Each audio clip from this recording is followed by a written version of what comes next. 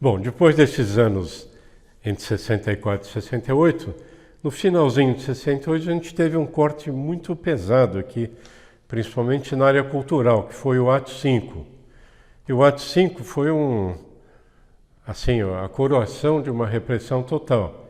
Então não tinham mais essas exposições coletivas, era difícil a reunião dos artistas, as exposições passaram a ser mais individuais. Então acontece uma coisa muito interessante, que toda essa movimentação social, dessa ebulição que o trabalho de arte tinha, passou a ficar uma coisa mais subjetiva. Os artistas se isolam um pouco mais e voltam para o ateliê. Então, se você analisar a obra de cada um, você vê, por exemplo, Antônio Dias teve uma fase um pouco mais preta, com as linhas, uma coisa mais que não tinha aquele trabalho mais visceral que ele fazia nesse período. O Gershman também passou a fazer um trabalho que era mais com uma sinuosidade, com materiais de alumínio. E no meu caso, modificou muito. Eu peguei como era um período de muita repressão, eu queria continuar que fosse um trabalho que tivesse uma certa importância na estrutura que a gente vivia.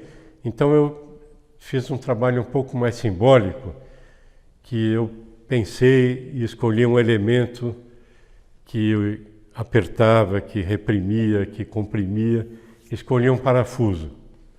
Então eu fiz uma série de trabalhos que eram os parafusos. O primeiro deles era um parafuso que comprimia um cérebro.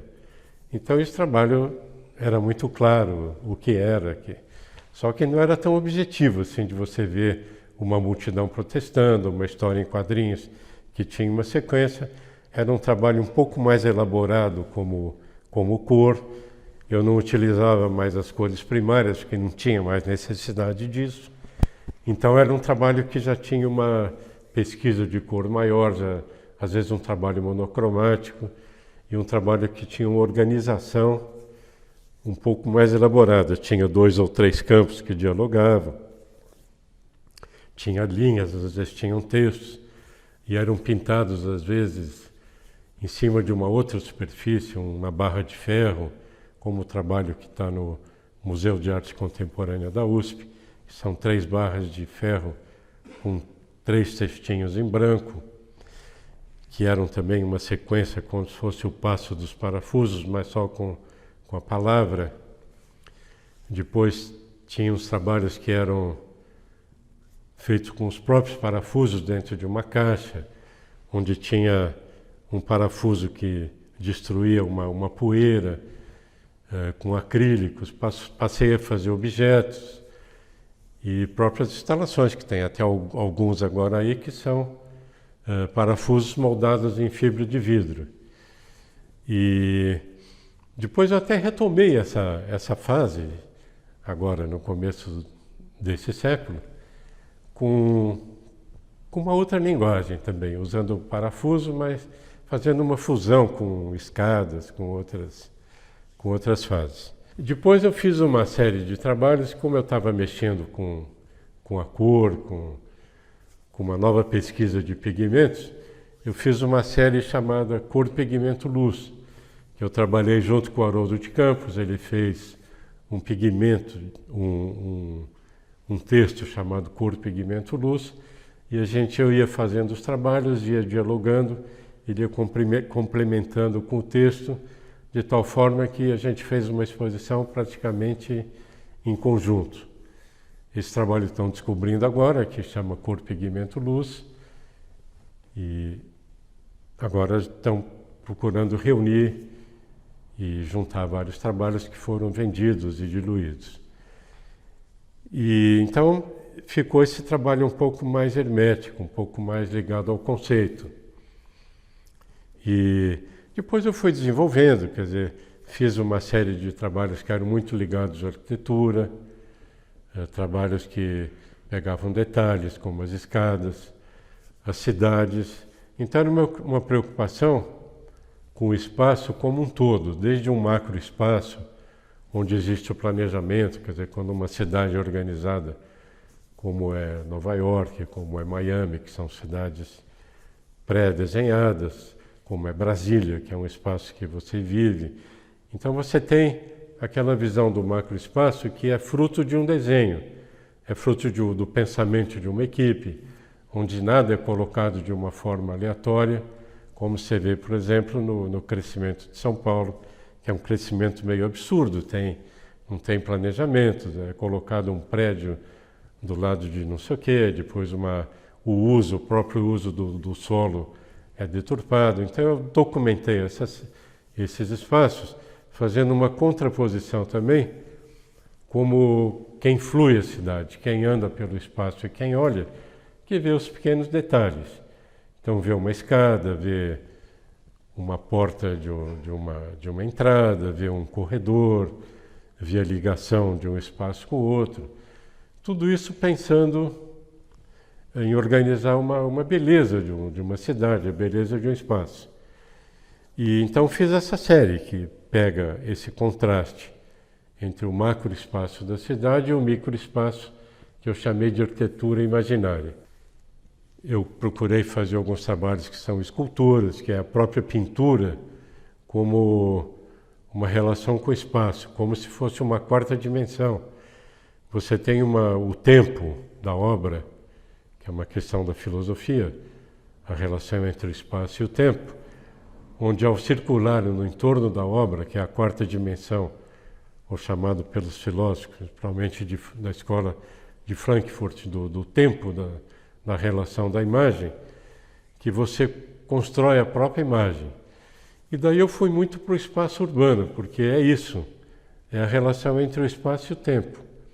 Fiz um primeiro trabalho na década de 70, em 71, que era uma zebra, que era na Praça da República, que era a intenção exatamente de deslocar esse olhar do espectador, do fluidor da cidade, também para o espaço dela em si, o espaço que ele apreende quando circula pela cidade. E depois fiz outras experiências na estação do metrô da Praça da Sé, no metrô da Barra Funda, até esse metrô da Praça da Sé. Eu queria que fosse um trabalho coletivo, porque quem vai fluir aquele espaço é o transeunte mesmo, passam 100 mil, 200 mil pessoas por dia, então eu não queria impor um trabalho. Então eu fiz 3 projetos, 3 maquetes. Um era um astronauta deitado assim como se estivesse flutuando no espaço. Outro era uma imagem de pessoas que andavam, só silhuetas, que tinha também um espelho que refletia as pessoas que estavam usando, e outro era uma colcha de retalhos, que é um trabalho de criação das periferias de São Paulo. Todas as mulheres, elas pegam os restos de tecido e tem uma atitude super criativa de criar uma colcha de retalho, que é um trabalho lindo. É um trabalho que, se o Mondrian ver, ele vai adorar, vai falar, nossa, como é que as pessoas têm essa noção de compor um espaço, de fazer um espaço com retalhos de cores e de trabalhos. E fiz essa atitude assim bem democrática de fazer esse trabalho coletivo. Ficaram 5 dias expostos os trabalhos e as pessoas votavam. E ganhou por unanimidade a colcha de retalhos. Aí eu falei, então eu vou fazer esse trabalho, porque vai de ensejo a quem vai usufruir, para quem essa obra merece.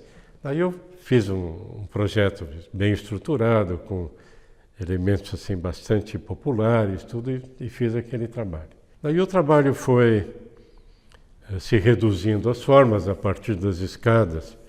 Começaram a surgir algumas formas independentes. O trabalho saiu do plano regular do retângulo da tela e passou a ser o próprio contorno, o próprio desenho.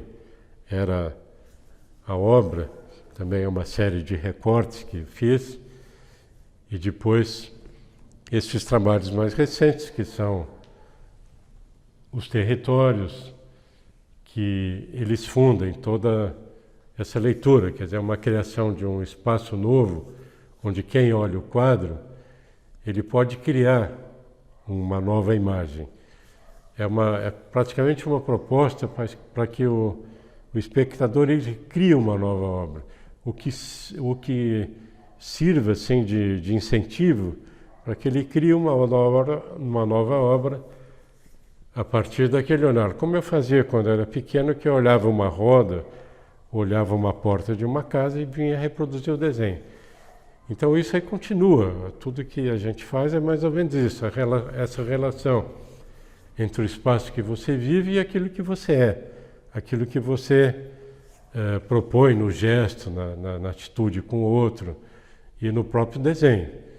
Então era mais ou menos essa intenção, essa série nova, que são os territórios, eles têm superposições. Muita gente recebe, por exemplo, um panfletinho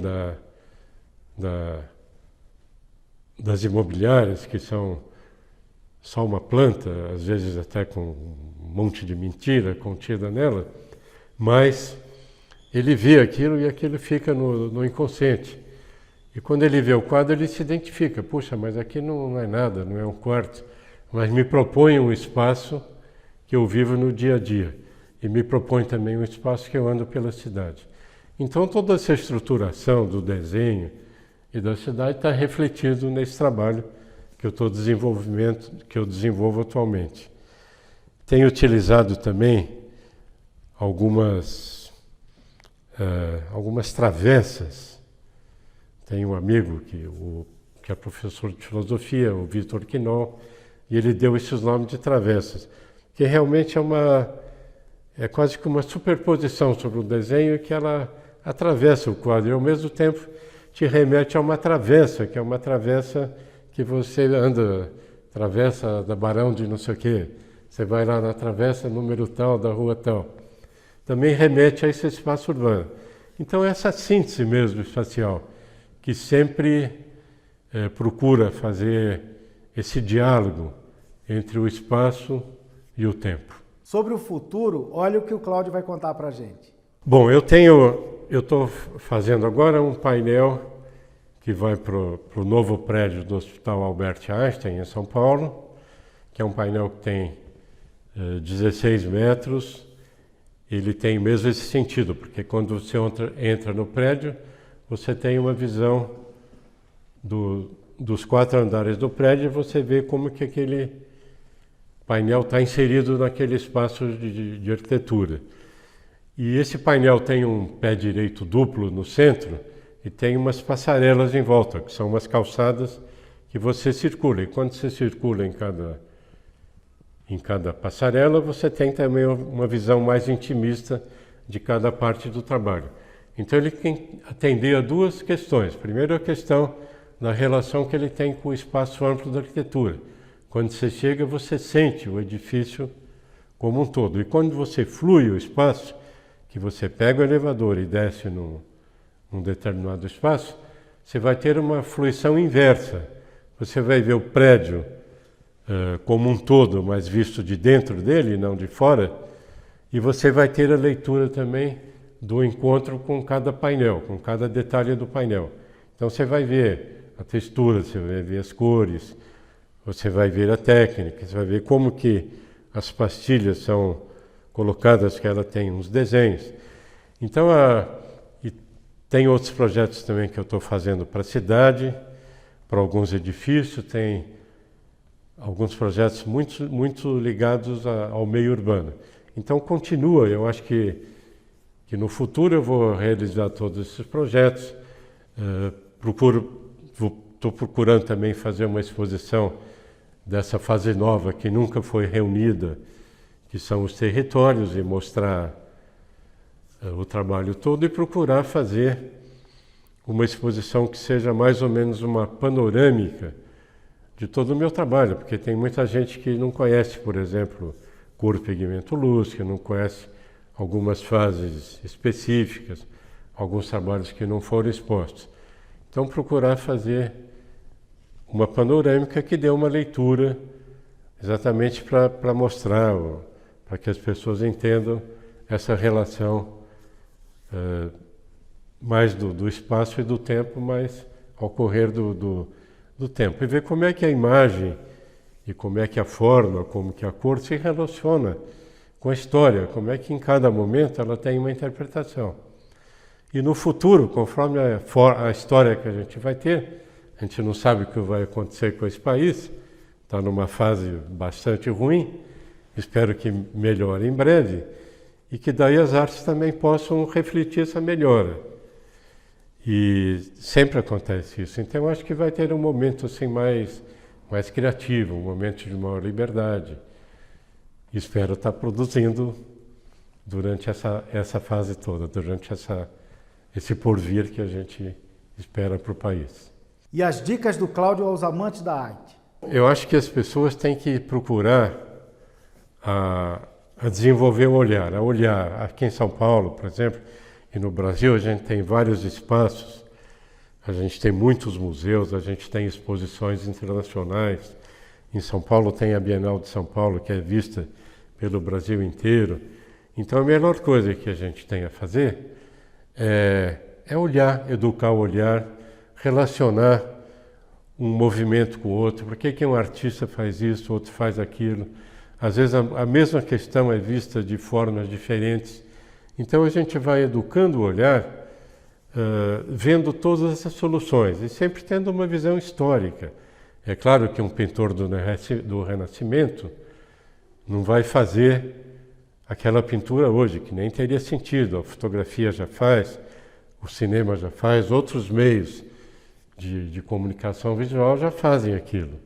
Então tem novas formas, novas linguagens que são incorporadas às artes plásticas. Então o que o espectador que gosta de arte tem que fazer é ver, é olhar, se informar e procurar elaborar cada vez mais essa visão que tem da forma, da cor e de toda a produção das artes plásticas.